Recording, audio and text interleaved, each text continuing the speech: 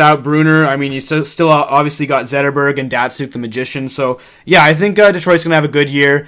You're thinking they're maybe going to struggle a bit. I'm thinking they probably will get a playoff spot pretty easily. But, I'm thinking a playoff spot, but I wouldn't guarantee it. It's going to be a tough division. Yeah, no, I agree. That is actually a very tough division. Fourth place right now, they're 1-0-1.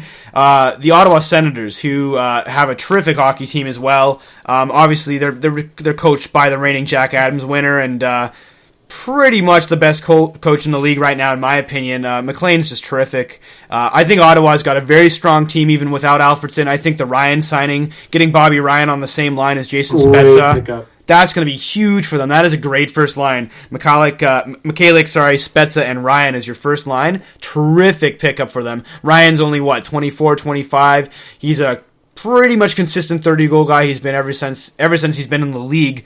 That's a great first line, and I think they're going to have a really good year as well, and I would definitely pick Ottawa as a playoff team. All right. What I wanted to add about them actually was Craig Anderson already posting a shutout this year. A very underrated goaltender. I think that he's going to be a big workhorse for them this year. He's going to play a lot of games. They do have Leonard. We'll see how much ice time Leonard gets, but Anderson, look for him to be the Iron Man for that team this year, and he's just phenomenal. Big goalie, plays the net really well. Had more cut off his pads because of how big he is, but because of his size, hopefully that doesn't affect him too much. Do you feel Ottawa will be a playoff team then? Yes, for sure. And that's what I was saying again earlier about Detroit struggling is Ottawa, Toronto, and Boston are so good. It really makes it tough for teams like Detroit. Even though they're good, they're older, Ottawa is a grinder team too. They got the physicality. The Senators have, I think, what it takes to earn a playoff spot for sure. Look for Karlsson to have a really strong year this year as well. For sure. I mean, he led the league in defenseman scoring last year, so of course, he's going to be a contender. Yeah, absolutely. Karlsson is probably I would be safe to say, the best defenseman in the world right now, one of the top players in the world, and he can carry a team. Offensively, for sure, I'd agree with you, but I do see a lot of holes in his defensive game. Valuable on the power play, but on the penalty kill, I do still see him make those rookie mistakes.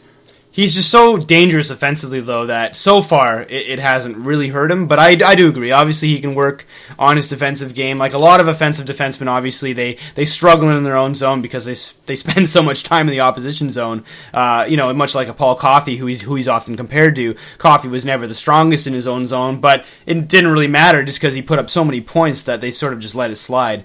I think Ottawa is going to have a great year. Karlsson is going to really lead them along.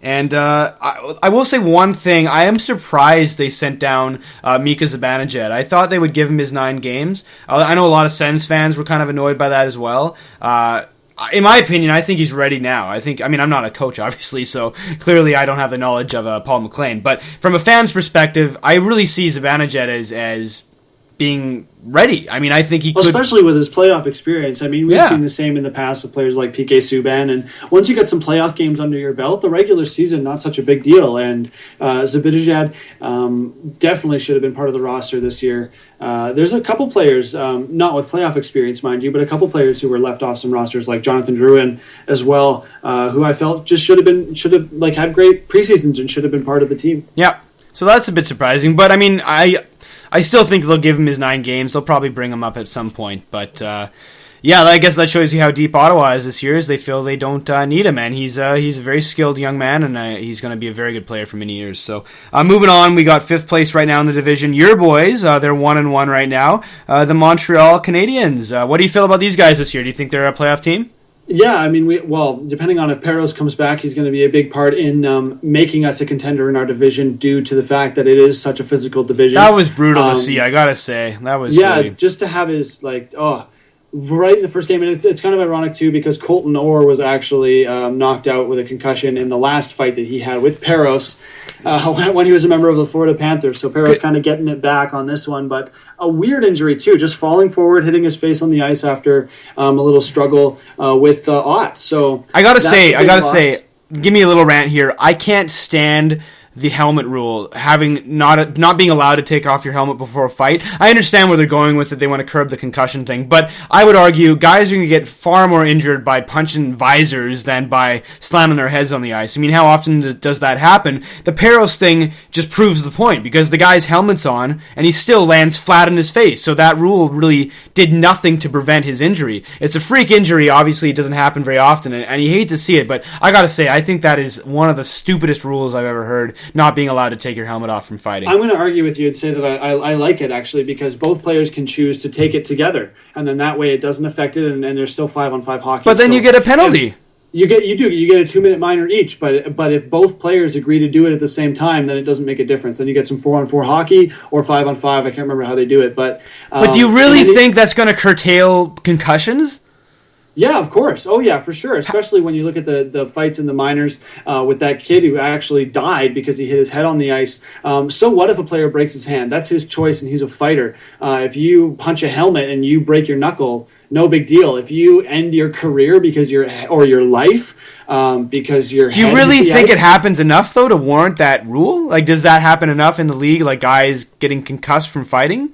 I think that it happens occasionally, and I think that with the way that they're letting fighting go at this rate, the amount of fights last season that we saw, we didn't even get a full season last year, and the amount of fights that we saw before the face-off, and just for no reason, and 3 or 4 of them in a row, it's going to start happening because they're just letting them go because it's drawing fans in. I think that any of our previous listeners will know that you and I are not a big fan of premeditated fighting in the NHL. No, it's absolutely ridiculous. Yeah, so I think that the NHL is trying to do what they can to prevent injuries as well as keep fighting in, because we've seen GMs now, 3 of them spoke up as well as a couple others anonymously saying that it's time to do something about fighting. 3 of the more respected ones too. You got Holland, you got Bowman, you got I think it was Boston's guy, Chiarelli, can't remember. Yeah. Yeah, so I mean, 3 of them. That's a big statement too, because he's had to beef up his team because of what's been going on in the NHL, and he's on.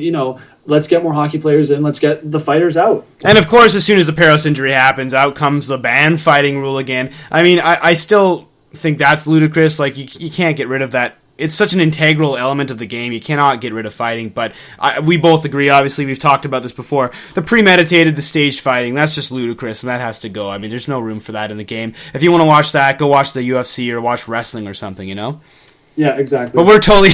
that was on a side note. Yeah, that was quite a rant.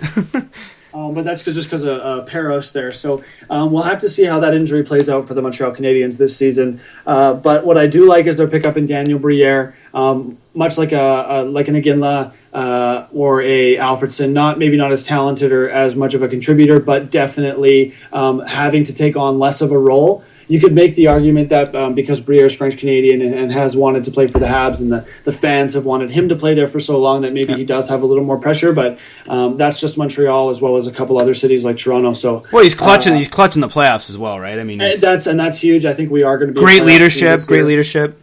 Yeah, and leadership in the dressing room, and a great mentor for some small players like Brendan Gallagher. Yeah, I was actually going to say that. They have a similar playing style, I find. I find Gallagher, there are things in Gallagher that I see in Briere, so it's a good pickup there because I see a lot of similarities between their play styles.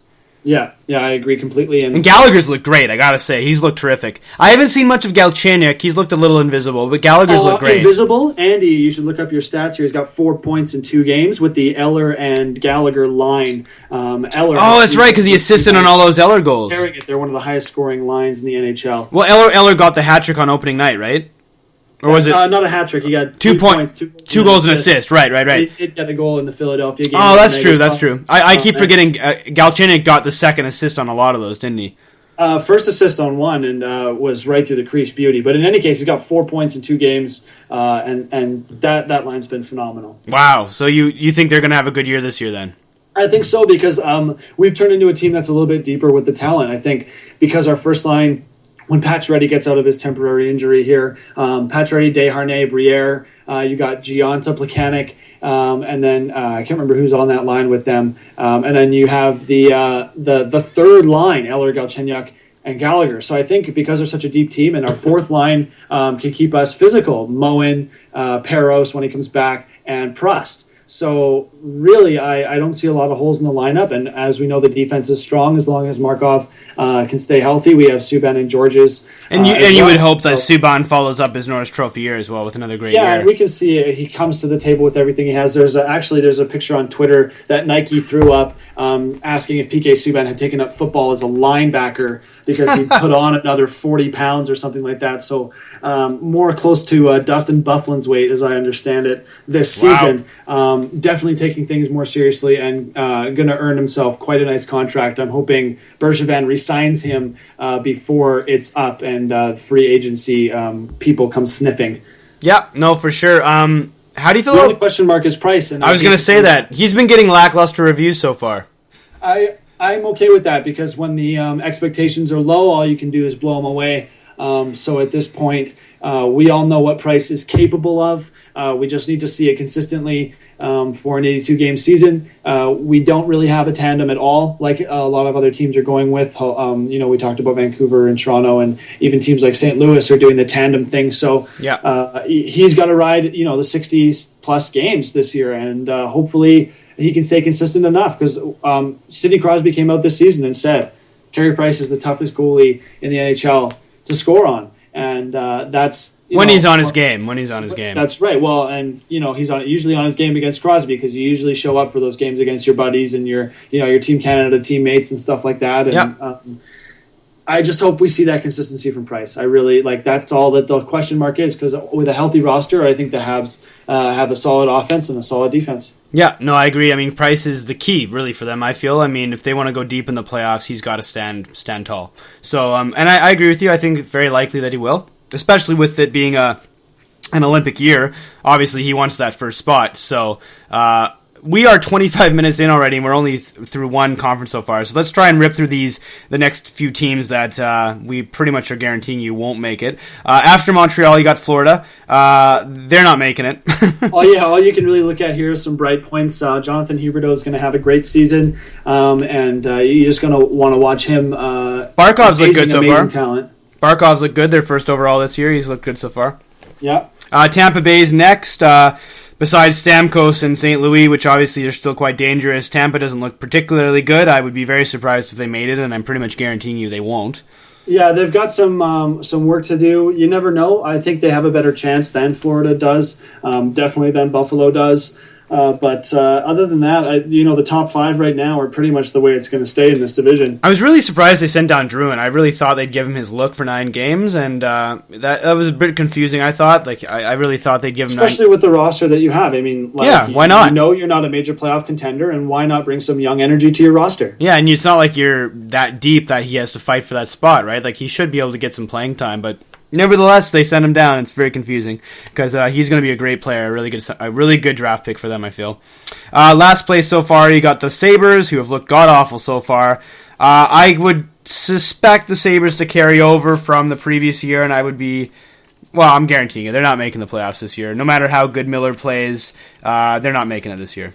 Miller hasn't been himself. I mean, you could put the Olympic argument into play for him as well. Definitely because there's a lot of American contenders this year with Schneider as well. Jonathan Quick, the list goes on. So, Jimmy Howard, exactly. So he's got a lot to play against this year, and he wants to start, if not be one of the 3 playing there. So you never know.